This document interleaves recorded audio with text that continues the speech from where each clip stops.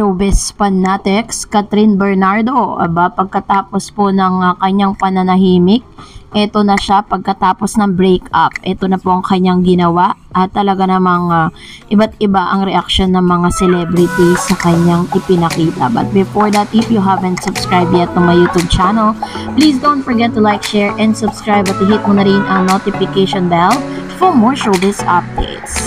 Pagkatapos nga ng pagkatapos ng heartbreaks and breakups ng announcement ng Catherine at ni Daniel Padilla, ay iba't ibang espekulasyon ang mga umugong na rason.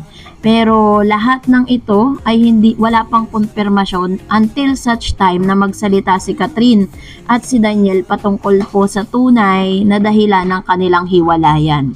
At katulad po ng mga napapanood natin, kahit sa totoong buhay nagkakatotoo na marami po talaga doon po sa kanila pong paghihiwalay or breakups dahil sa kanilang pananahimik ay kung sino-sinong babae nga ang idinudugtong sa pangalan netong si Mr. Daniel Padilla. Pero nananatili pa ring tahimik ang kampo ni Daniel Padilla. Ang tangi lang nagsasalita sa pamamagitan ng mga cryptic posts ay ang kanyang ina na si Carla Estrada. Patumbas nga nito kahapon ay nagtrending din ang post ng kapatid mismo nitong si Miss Catherine Bernardo na si Miss Kay Bernardo sa kanya pong post patungkol sa kanta ng isang sikat na singer, international singer na may kinalaman po sa word na karma. So dahil po dito, ito po'y umikot at talagang pinag-usapan sa online at marami nagre-react na talagang kahit po gaano po ka-classy or ka-educated ang pamilya ni Catherine Bernardo ay hindi po mapatol sa mga ganitong klase ng mga showbiz balita or ganitong mga chismis ay hindi pa rin talaga maiiwasan na maapektuhan sila ng todo. Kaya naman sa pamamagitan ng kanilang cryptic post, nag-post po sila at ito po ay inirelate kay Mr. Daniel Padilla.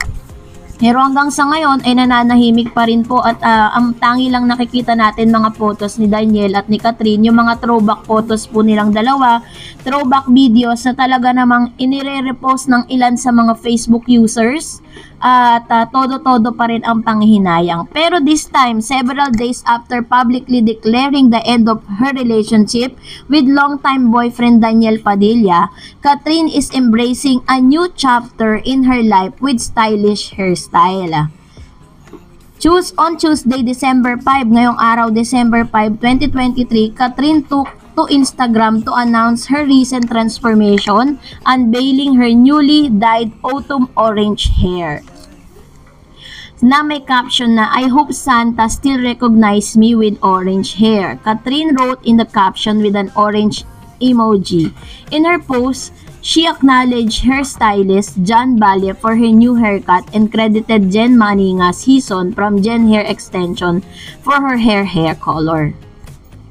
Ika nga ng ilan na kapag ang isang babae ay talagang nasaktan, ang ginagawa po niyan is parang nagre-reinvent ng panibagong look. Minsan nagpapagupit, nagpapakulay ng buhok. Catherine's new look garnered admiration from her fellow celebrity such as Ivana Alawi, Heart Evangelista, Miles Ocampo, Sara Labati, Jolina Magdangal, Chi Pilomino, AC Bonifacio, and several others.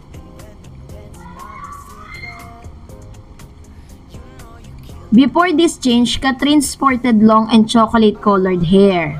So, bago pa siya mag-announce ng kanila pong breakup ni Daniel Padilla, parang kulay brown, no? Pero this time, Catherine experimented with a shorter hairstyle by donning a wig for her cover shoot with the preview November 2023 feature na pinag-usapan pa ng todo kasi talagang super daring itong si Miss Catherine at isa rin ito sa mga naging manifestasyon ng ilan sa mga marites dito po sa showbiz na mga insiders na tila baga may something new dito kay Miss Catherine matapos nga na bago nila i-announce yung kanilang breakups na bagay na ayaw ni Daniel kasi dati po si Daniel talaga yung parang nagde-decide kung ano pong dapat isuot ni Miss Catherine. Meron po silang interview noon, sinabi nila na nasa beach sila, ayaw ni Daniel na mag two-piece itong si Miss Catherine kasi nga napaka parang lumang tao siya ganon. Pero this time kakaibang Catherine Bernardo nga yung pinakita sa atin.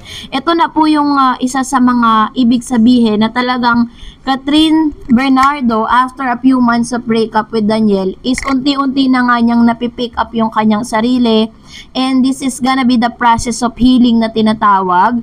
At ito na rin po yung proseso ng kanyang pagbabalik, nakita niya po sa madla na kahit ano pa man yung kanyang pinagdaanan, still they knew kung paano niya po ibangon muli yung kanyang sarili, lalo na lahat po ng mga Katniel ay tanging si Catherine Bernardo lang ang tanging sinusuportahan, at lahat po ng mga magagandang words ay talagang yung compliments ay binibigay lang kay Catherine. At ngayon, si Daniel Padilla po is considered as the most hated actors sa kanyang henerasyon.